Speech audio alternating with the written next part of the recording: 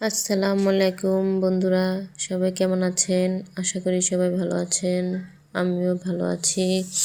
আজকে আপনাদের সামনে নিয়ে আসলাম নতুন একটি রেসিপি, ভেন্ডি ভাজার রেসিপি। আর পুরো সম্পূর্ণ ভিডিওটি আপনাদের সাথে আজকে শেয়ার করব কিভাবে ভেন্ডি ভাজি আমি করি। তো আমি আগেই শুরুতে এখানে দিয়েছি লবণ আর হলুদ দিয়ে আমি ভেন্ডিটাকে খুব ভালোভাবে নাড়াচাড়া দিয়ে দেব। তো আপনারা যারা যারা ভেন্ডি ভাজি পছন্দ করেন, বাসায় এভাবে ভেন্ডি এনে ভালো করে ধুয়ে ভেন্ডিকে কেটে নেবেন ছোট ছোট করে। তো আমি কিন্তু ভেন্ডি শুধু ভাজি পছন্দ করি না, আমি ভেন্ডির সাথে আলু দিয়ে খুবই পছন্দ করি ভেন্ডি ভাজি। আর এভাবে যদি ভেন্ডি ভাজি করেন, আপনি বাসায় বসে 2 প্লেট ভাত খেয়ে নিতে পারবেন শুধু ভেন্ডি ভাজি দিয়ে। তো দেখতেই পাচ্ছেন আমি আগে কড়াইটা চুলায় বসিয়ে দিয়েছি।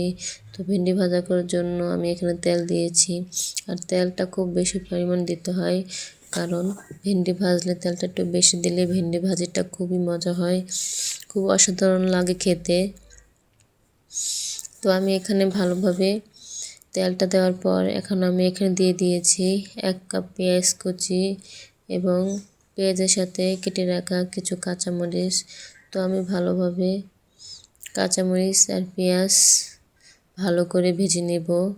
তো যতক্ষণ না আমার এই কাঁচামরিচ আর পেঁয়াজ একদম হালকা হালকা খয়েরি কালার হবে, ততক্ষণ আমি এটাকে একটু ভালো করে ভেজে নেব। তো আপনারা যারা যারা ভেন্ডি ভাজি পছন্দ করেন, আমার মতো বাসায় এইভাবে ভেন্ডি ভাজি করবেন। আর নিজের হাতে রান্না করে খাওয়ার স্বাদই আলাদা।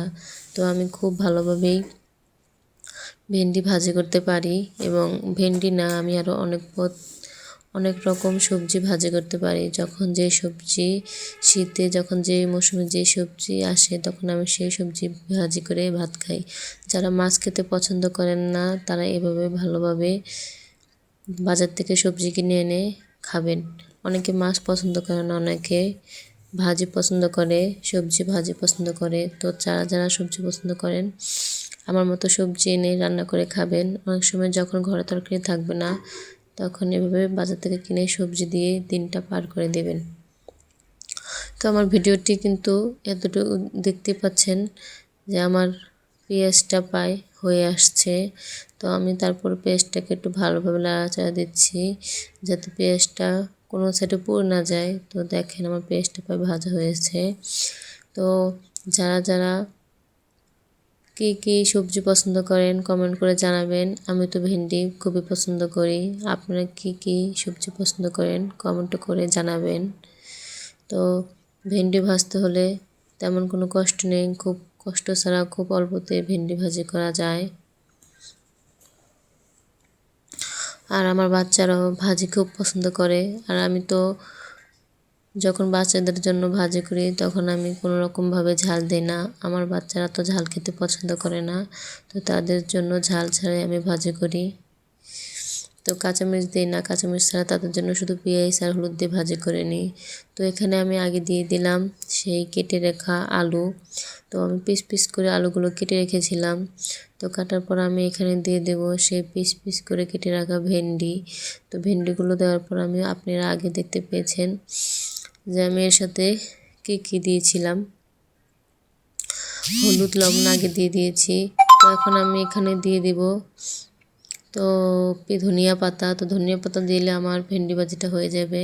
তো আমার ভেন্ডি ভাজিটা খুব সুন্দরভাবে হয়ে গেছে। তো সবাই আমার পাশে থাকবেন, আমার ভেন্ডি ভাজিটা হয়ে গেছে।